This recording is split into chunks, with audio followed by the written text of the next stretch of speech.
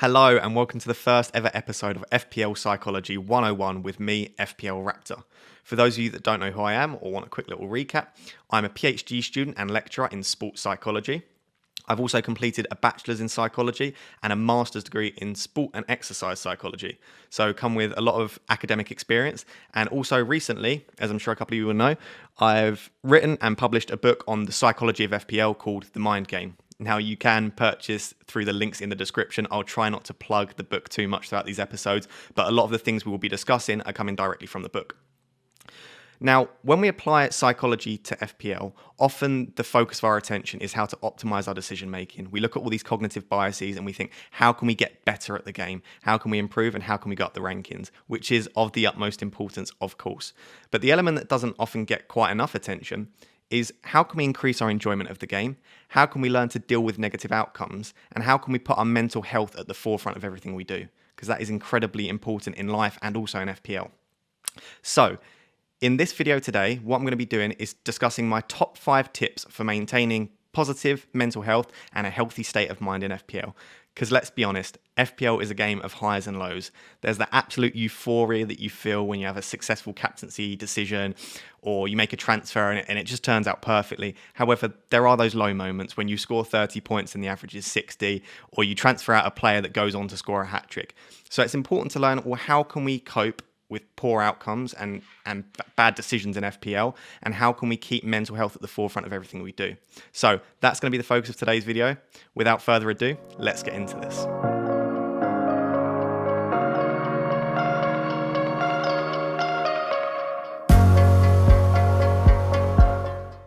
Right guys, tip number 1, remember that you cannot own everyone in the game.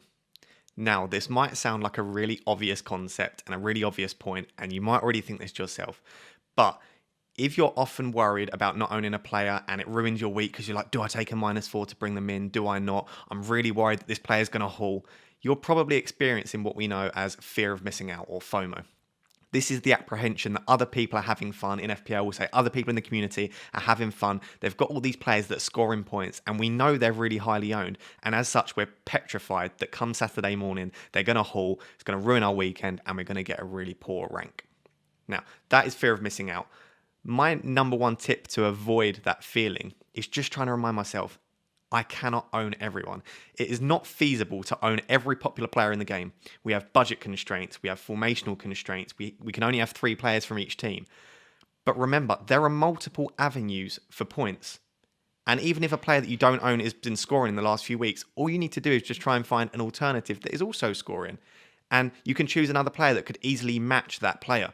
When you make peace with this idea that you cannot own everyone, all right, there will always be players that you want to own that you can't in a specific week. Once you realize you cannot own everyone, you should start to feel a lot better and start to reduce feelings of FOMO. Now, tip 2 really closely links to tip 1, hence skipping onto it quite quickly. Tip 2 is you cannot have the perfect team every week. Now, again, for some of you, this may seem like a fairly obvious concept, but I guarantee if you try and remind yourself of this on a daily or weekly basis, it will reduce any feelings of anxiety, stress, and fear of missing out again on the upcoming week before the deadline. Of course, you can technically get the perfect team every week if you take a lot of hits, but it is likely at some point throughout the season, probably regularly throughout the season, you'll have some players with pretty rough fixtures, and you'll also have some players that clash with each other. Now, often our desire when this happens is, I've got to move off. I've got to move out my players immediately. I can't have players that clash against each other. I can't have a player that has 4 bad fixtures in a row. And I know the feeling because I've sort of got it at the moment in my current game week 1 draft. I have Backman in goal and I also have Buendia and Watkins. And I've been asked a few times, do you not care that you've got 2 attacking Villa players against Backman in game week 1? Now the answer is no, because I can't have the perfect game. I can't have the perfect team every single game week. At some point, my keeper is probably likely to clash with my outfield players. At some point, you're probably likely to have a striker playing against one of your defenders. It's just the way the game works. And unless you're very, very risk-seeking and you want to take lots of risks and constantly taking hits, at some point you will have a suboptimal team. Now, if you make peace with this, again, this idea that you cannot have the perfect team each week, it will make you feel less stressed, less like you have to take hits. You'll feel less fear of missing out, and it will really, just put you at peace. Your mental health will be a lot more positive in those instances. Now, we've gone through tip 1 and tip 2 quite quickly because they are fairly obvious concepts, but I guarantee even if you think about them, the more you remind yourself about these ideas, the more positive your experience of FPL will be. Now, tip 1 and tip 2 are also tips for prior to the deadline, whereas tips 3, 4, and 5 are all post-deadline tips. Tip 3 pulls on a psychological phenomenon known as the illusion of control. And I've called it put down your pencils, please, because this is something that I've actually been using since the age of about 18 when I did my bachelor's degree. And it is so incredibly helpful for a lot of aspects of life, but mainly for exams and also FPL.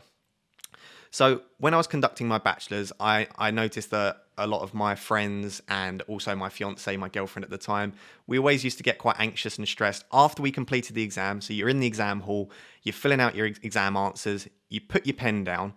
The 2 or 3 weeks after that, or potentially 4 to 6 weeks after that, where you're waiting for your exam grade, can be absolute hell. You're constantly worried about, oh, what did I write? Oh, what if that answer wasn't right? And you go out the exam hall and people start discussing the answers, and it can be very, very stressful. So what I tried to do was make people feel a little bit better about that and try and alleviate some of that stress. So the little mantra that I came up with was, once you put your pencil down in that exam hall, you get your grade. Now, of course, you don't immediately get given your grade, but the point is, after you've written out your exam, no matter what happens after that, you're done. That is the point where you now have no control over the outcome. Once you've finished writing, your grade has been given. It just needs to be marked. So this idea of stepping back and not having this illusion of control is very important. And as human beings, we do have this illusion of control, hence the name of the bias. We feel like we have control over events which we don't have any control over. And of course, you can now see how this starts to apply to FPL. As FPL managers, we watch the football every weekend and we're constantly thinking, oh, that could have happened and this could happen. At the end of the day, we have no control over that. All we can do is submit the best team possible and hope that those 11 players or our squad of 15 do the best possible work that they can. We can't really control what they do. They're footballers. That's out of our control. Not only are they 11 players in our team, there are also teams of 11 playing another team of 11. There are so many uncontrollable events. So, as a little mantra for yourself, once you get that error page on the fantasy site, once you've submitted your team and there's nothing else you can do, try and think this to yourself. You get your game week score the moment you submit your team prior to the deadline. There is no use stressing after you have submitted, as you now have no control or ability to change the outcome. Again, quite a simple concept, and it's much easier to advise this than to actually take it on and use it, and I understand that, and sometimes I struggle. But what this should do with illusion of control, if you step back and realize you have no control over the end outcome, it should make your experience of watching the football at the weekend ever so slightly better. Of course, you're still going to be angry if your players don't do well. You're still going to be upset. But this should make you feel a little bit better because you realize it's a game with a large amount of luck, a large amount of uncontrollability, and it should improve your overall experience of the game. So, tip 1 and 2 dealt with prior to the deadline, some tips on how to avoid fear of missing out and avoid that anxiety and stress.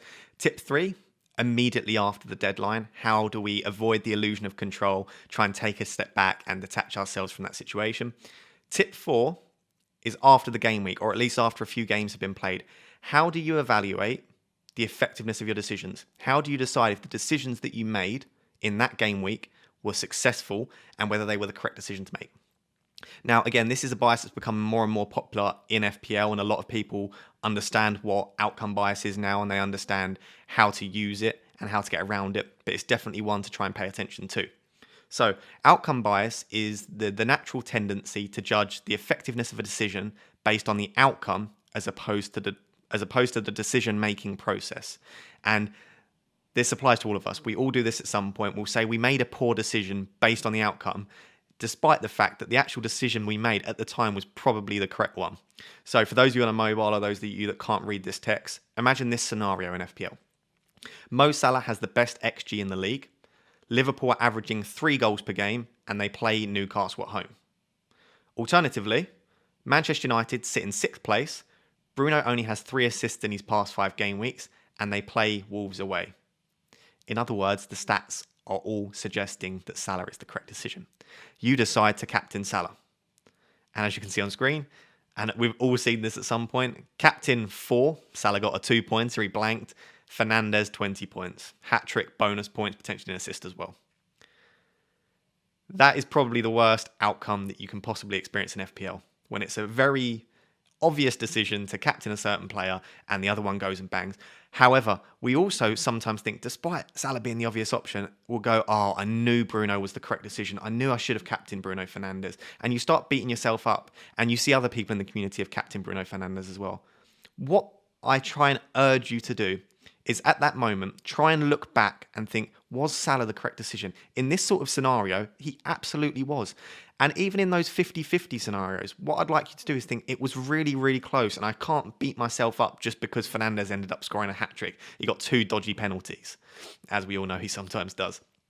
So yeah, just try your best to evaluate the effectiveness of the decision based on the process. And again, it's a lot easier to advise this than to do it. It takes a lot of practice, but it will remove that idea of resentment that you feel towards yourself. You'll stop beating yourself up after the game week. And the last thing to note on this, if we evaluate the effectiveness of our decision based on the outcome, we're not going to ever improve our decision making. Because in what way is telling ourselves that Fernandes was the correct captaincy choice in that week useful? How are we going to learn from that? If we start telling ourselves that we're going to change our decision based on points scored, then that's a very dangerous rabbit hole to go down. So for not only for improving your overall game, but improving your enjoyment of the game, attempt to evaluate the decision based on the process, not the outcome. Right, so we're on to the final tip, tip number 5. We've gone through the chronological stages of the game week, prior to deadline, just after the deadline, after a few matches when we're evaluating our decisions. Tip 5 deals with how do you assess the entire game week and how do you cope with the fact that you've had a really bad game week. Okay, you've scored 30 points, the average is 60 points, everyone else is captain haul, your captain didn't haul even though it was the correct decision, and you need to try and cope with this. And if you are someone that is lucky enough to cope positively and not worry and stress too much when you have a really bad game week, then that's absolutely great. But still listen, because this is good advice for other aspects of your life. Now, the technique that I'm going to discuss here is one that I discuss everywhere I am. I really, really think it's useful. I've been using it myself for about 5 to 10 years now, even before I started playing FPL. So the technique is known as self-distancing, okay? Not to be confused with social distancing. Self-distancing helps you cope with those poor game weeks. Now, as human beings, the reason that we often struggle with negative outcomes, tragic incidents in our lives is because we are emotional. Okay, humans are driven by their emotions, and as such, we sort of get caught up and locked up in specific moments. So, an example of this, say we decide to captain Salah, he blanks, Bruno hauls, we're feeling really frustrated, we're feeling upset, anxious, depressed, angry, whatever the emotion you're feeling, and those emotions drive you. So, with self-distancing, what we try and do is remove yourself from that immediate situation that you've just felt, all your emotions are bubbling up. Try and detach yourself, take yourself out of that situation and see the bigger picture. Okay, so if you want to think about self-distancing, think about it as seeing the bigger picture. Now, the easiest way to do this is to have, what I do is I have a few phrases on my phone in my notes. There's some on screen now. And if you look at those phrases and repeat them to yourselves when you're feeling really stressed, angry, frustrated after a game week, it can help you to detach yourself from that situation and see the bigger picture. So I'll just read them out. In 1 year's time, will I really care that I had a captaincy fail in game week 1 of the 21-22 season? Now, for a lot of you, or for some of you, you might be really, really meticulous, and these sort of things might play on your mind for a few years.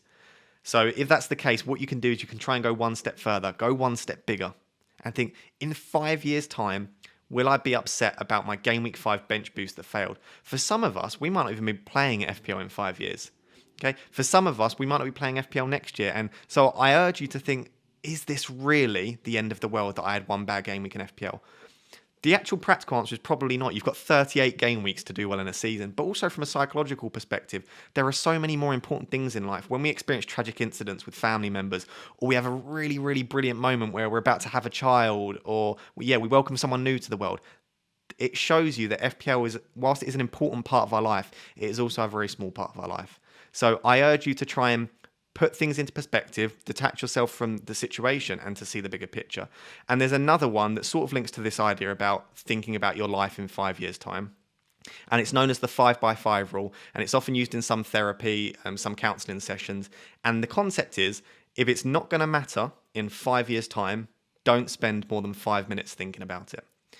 Now, again, easier said than done to do that. But what this does is it allows you to think, right, is this going to matter to me in 5 years? If not, give yourself 5 minutes to be angry, punch a pillow, whatever you need to do to sort of relax, okay, as long as it's safe and you're not hurting anyone. Spend 5 minutes mulling over, thinking about it, and after that 5 minutes, try your best to let it go because it's not going to matter in 5 years' time. And this idea that our future emotions can change and that we're not always going to feel this negative is a really nice way to take a step back, process the game week, and look forward with positivity. There you have it, guys. That is the first episode of FPL Psychology 101 done. Now, do let me know what you think in the comments. I've gone for a slightly shorter format than I first thought, just because I know how busy everyone is. I know you're not going to want to sit down for an hour and watch these videos. But if you do, if you think this was too short and you want me to discuss in more detail next time, which of course I'm happy to do, let me know in the comments. How is the length? Does it need to be shorter? Does it need to be longer? As I said, I've tried to keep it concise, but do let me know. Again, I tried not to plug it too much during the video, but you can now buy my book, The Mind Game. So if you enjoy these psychological aspects and you've not yet purchased the book, please do so. It helps support me, it helps support the channel, and it's just great to see some of you guys reading the book that I've written, which is always cool. So that's it for today. Please do like, subscribe. We're actually really close to 1,000 subscribers, which is absolutely mad considering I've just started this channel. So please share with anyone that you think might be interested. Like, comment, and I'll see you in the next video, which will be back to FPL, but don't worry, more FPL Psychology 101 is coming. Catch you all soon, guys. Thanks.